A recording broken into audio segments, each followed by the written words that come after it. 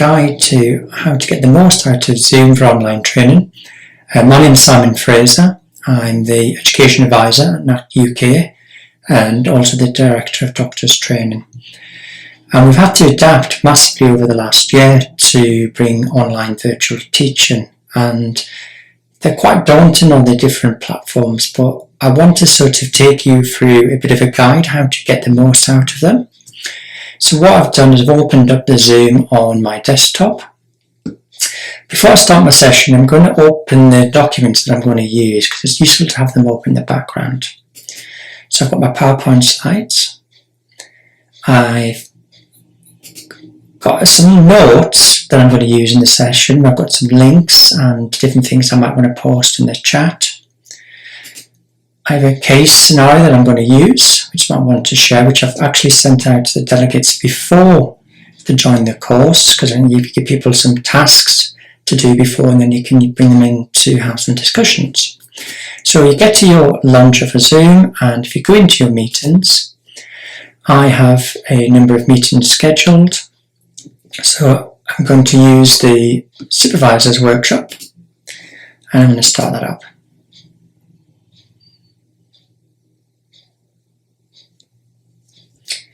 Okay, I'm now connected, and I'm connected to the computer audio, so welcome, hello everyone. I've got a professional license which isn't that particularly expensive. I mean, it's around about £120, but I found this really invaluable for teaching. A lot of organisations invested in a Zoom license for their education team, and they share that amongst the different speakers. So when you have a professional license opposed to a 3-1, you get a few more options on the bottom here. So I'll quickly orientate us. You've obviously got the mute to mute yourself in between. If I'm on mute, there's another little quite neat trick, which is if you hold the space bar down, it allows me to talk. When I let go of the space bar, it takes me off from mute, so not search around for the mouse. If you click on this option here, it gives you the different options for different microphones. So I'm actually using an external microphone at the minute, and your speaker. So if people having problems with the audio settings, get them to have a look in there. And again, you've got your video options, so you can have whatever's built in your computer. I'm using an external webcam to try and improve the quality, so you can see this is my built-in webcam, which is reasonable.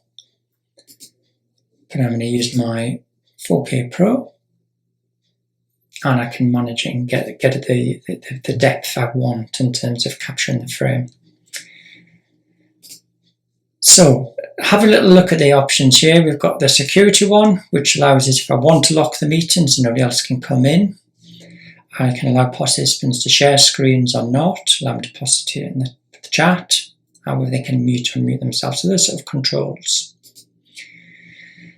Participants, so if you click on participants here, you can see there's just me in the meeting at the moment. So I'm going to join on a second device, and it's actually quite useful to do that if you've got more than one accounts. When you want to get yourself used to using the platform and orientated. So let's give it a couple of seconds. And I'm afraid you can see me again, which is a bit disconcerting, so I'll take that off. So I've been allowed in. I got a little bit of a bleep there to know that somebody was coming in, and I set the settings that people could come straight in. You can change the background settings to automatically put people in a waiting room. And that's what I will do for this one. I can now what I did earlier on is I gave the second account co-host permissions. And because I had co-host permissions, that's why I came straight into the room, whereas participants would be in the waiting room. So when somebody arrives in the waiting room, you'll get that buzzer and you get the option to admit them at the top, and you can see who's attending. So I'll admit my second account. And you can see we've got the little chime, and you can see who's in. And we can toggle the views from speaker, where the main person speaking is at the bottom, or we can switch to a gallery view. So that's fairly straightforward in participants. You've got chat function there, which is now displayed on the right hand side, and you can chat to everyone. welcome. You can chat individually to one person, so the direct message, so you can toggle that. You can share files, so if you want to upload a file from your computer. We're going to work on this case study today. I've sent it out, but if nobody's got it, it's in the chat now and people can download that. So chat and participants. The next important function you get when you upgrade your account is something called polling. So polling is little surveys, and I've pre-created these already, and in mine I've got poll 1, which is the first one. If you click the down arrow here, I've actually got 3 or 4 polls. So I've got one here. What is the purpose of feedback? When you want people to engage with the poll, we select the launch poll. It's now propped up on my second device, so I can answer the questions.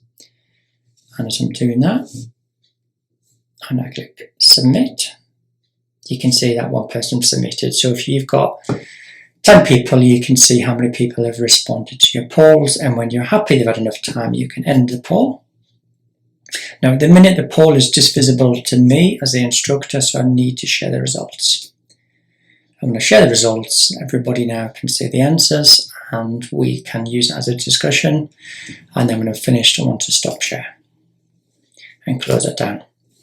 If I want to come back and use a poll again, what we can do is click on polls, and we can go to a different poll and launch that. Again, we end that poll and we close that. Now, if you've got nothing in your polls to start off with, it will give you options to edit. So we click on edit. What it does, it takes you to the website. Just close that down. So this is the website which logs me in, and I can create this new poll. Test poll, and I can put the answers in. Yes, no, maybe. And you can select whether there's just one right answer or people are allowed to answer more than one categories. And then I can add another question to that if I want, and then save that. So I will delete that extra question, so we'll just have one, and we'll save. So you can see in this particular meeting, I've got 6 different polls, and they're specific to that meeting. So if you've got a teaching session where you use these polls a lot, I tend to use the same teaching link and set it up as a recurrent meeting. And what I would do is get these all set up in advance, have a little bit of a play with them. So that is polling. If you don't have polling on a free license, you have to upgrade, but you also have to switch the polls on. So you might have upgraded, but you think, I can't see the polls. So when we go into the Zoom itself, so this is the Zoom platform. If you click on here, you can alter your settings. Now, this allows you to do a lot of different settings around, which video you use, the audio, chat function. So have a little play with these. But what you have to do to get into the more in-depth settings is you click View More Settings here, and it launches the website. So you have to log in with your same account. I need to verify taxes, which I was interested. Seem to pass that. So in my Zoom, I've got my profile, my different meetings, and I've got your settings. And you've got the settings for meetings, settings for recording, if you want to record, and the meetings. And there's lots of different options about whether you have the waiting room as an option, passcodes, whether people start with the videos. Keep scrolling down about the chat, allow participants to chat, so you can control these different settings. So meeting polls, here you go. So if I disable that, and polls function isn't available, and it's often switched off when you upgrade to a professional account. And the ability to have co-hosts. So if you want to give somebody the co-host function, To take over the teaching, you need to switch these on at the beginning, and the same for breakout rooms. So I'll just shut that down and take us back to the session. So we've got polling, we've got options to record. So we can record to the cloud. You're given a small amount of cloud space in Zoom, and you can upgrade and get more space, or you can actually record it to the computer and download a video file, and then you can work out where you store that, where you store on a virtual learning platform or YouTube. But remember to always get permission and consent. For me, the most exciting feature around Zoom is the breakout rooms. Okay, so breakout rooms is a real game changer in having interactive teaching online. I find it quite hard to listen. We can have some fantastic speakers who can do a talk and talk through slides, but most learners want to engage and discuss, and it's a really good way. So I always start my sessions off with a breakout room, getting the individuals into a small group to share who they are, introduce themselves, warm up, and we can create breakout rooms, so you can dial them up. Obviously there's only myself and the second account in. We can assign automatically, or we can assign manually, or we can let participants choose. So we'll do an automatic allocation, and it creates 4 rooms, and you can see the second account is moved into room 1, but actually I might want to think I want to swap with them to room 3. Okay, so the minute the rooms are shut, click this little option here, which goes options, and you can see here you can allow participants to choose room. You can click that, deselect it. Allow participants to return to the main session. Automatically move to assigned room. I think this is really good. So often when you create rooms, it invites people to follow the link, but actually doing it automatically makes it a lot more swifter and smooth. And you can put a time limit. And so actually I want these breakout rooms to last for 5 minutes, and then it lasts me when 5 minutes are up if I want to close a room. So there's the options. And now I'm going to open all the rooms. So if I do this, you can see I've only got 1 screen visible now because the second account has moved into room 3. Now as a facilitator, I can see who's in each of the rooms. You'll sit in the main room and they're engaging in discussions. I could send them a message. Task will finish in 3 minutes. And that goes out to everyone in the room. What I like to do, same if you're doing a classroom teaching, you give people an exercise around a table, you walk around each table to see if people are happy with the instructions. So what I tend to do is hover over here. If you click over the number, you can click join. So I'm going to go and join room 3 and check the group are happy. So if I do that, it's move me into room 3. And you can see I'm in with the second account I'm logged in with, and I can have a chat, check that group. This group knows what the instructions are, the time. You can see there's a clock down, rundown time at the minute, which tells them they've got 3.5 minutes. And that's really good if you do stuff like role play or tasks. You want people to swap over and say, right, you've got 10 minutes in the room, and at 5 minutes I want you to swap over and give feedback. So I want to, I can either leave the room this way, or I can click on breakout rooms, and where I might decide is I'm going to go and join room 2.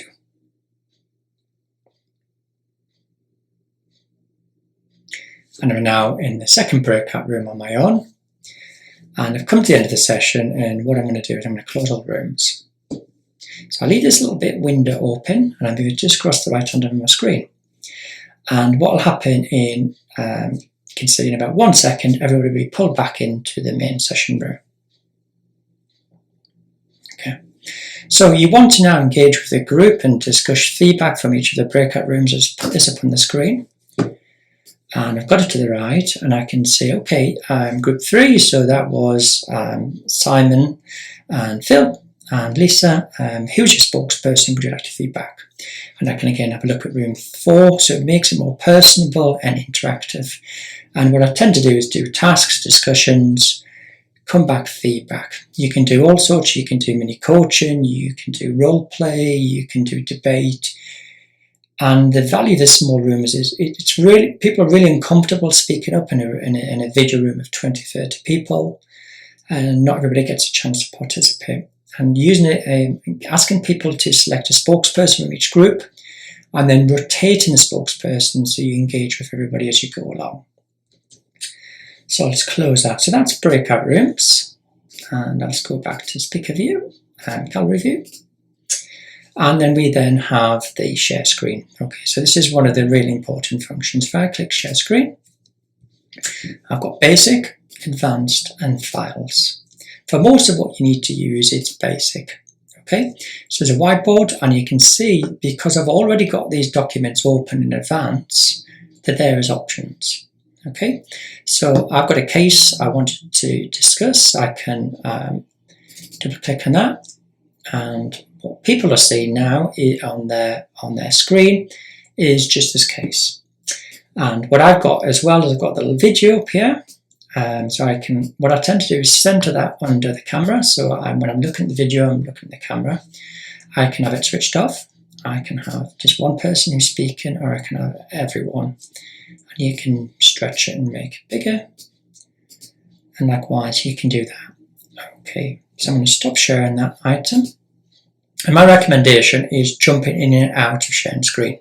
So share a few slides, but when you're not using them, switch them off and come back to the main room, because you can see everybody and everybody's interacting rather than small videos. And if you want to share a presentation, let's open this PowerPoint and let's do that on full screen. Okay, so I'm now in presentation mode.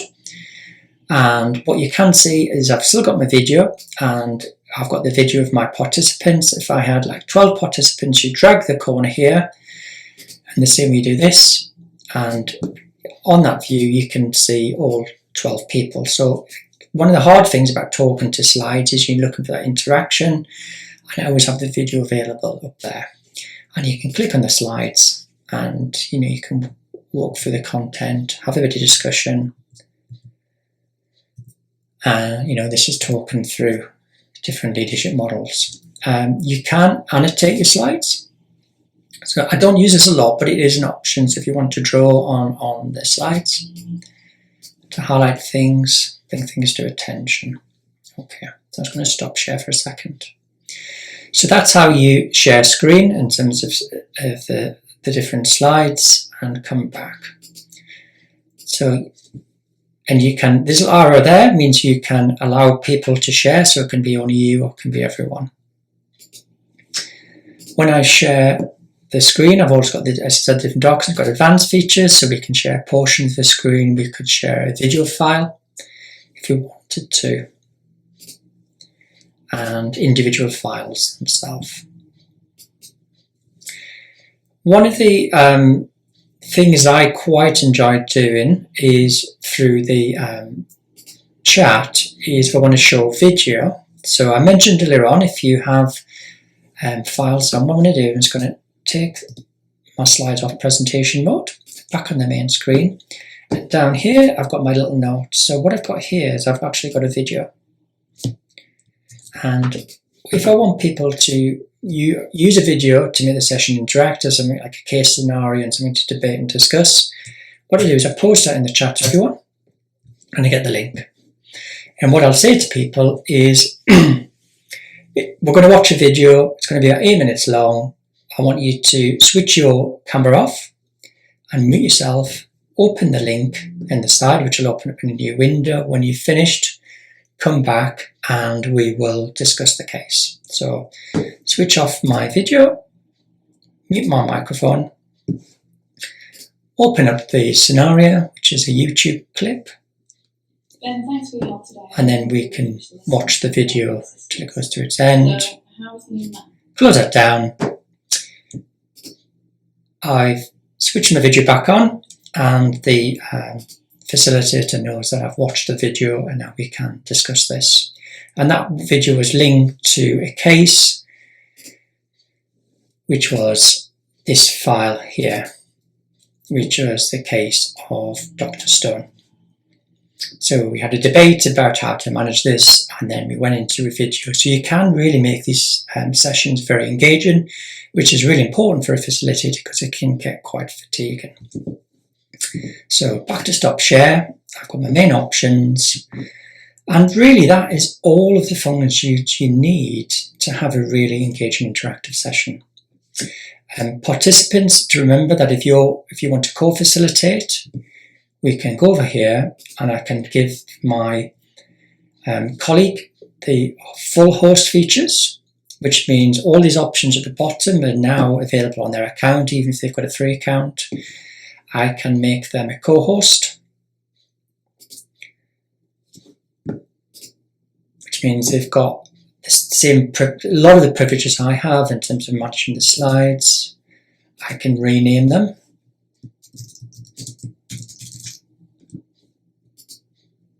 And if I want, I can put them back in the waiting room.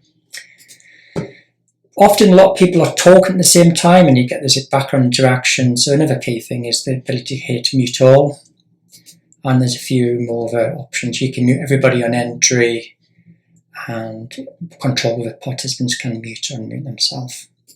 So that's quite a rapid run through the different options, how to use Zoom. I think it's a fantastic tool as a Teams and all the other ones. Zoom is my favourite. And it probably is a favourite because you can get up to 49 videos available. So if you're teaching a big group, that for me, the energy of seeing people's reactions, looking at people, pulling people in, calling people by names is really valuable. I hope that gives you a little bit of orientation, a bit more confidence to explore. I think, remote teaching will stay. I'm still a huge fan and advocate for face-to-face teaching, but I think in the future we're going to have a real blend, and these platforms are only going to get better and more slick. So this was an introduction from the team at NACT and myself at Doctors Training.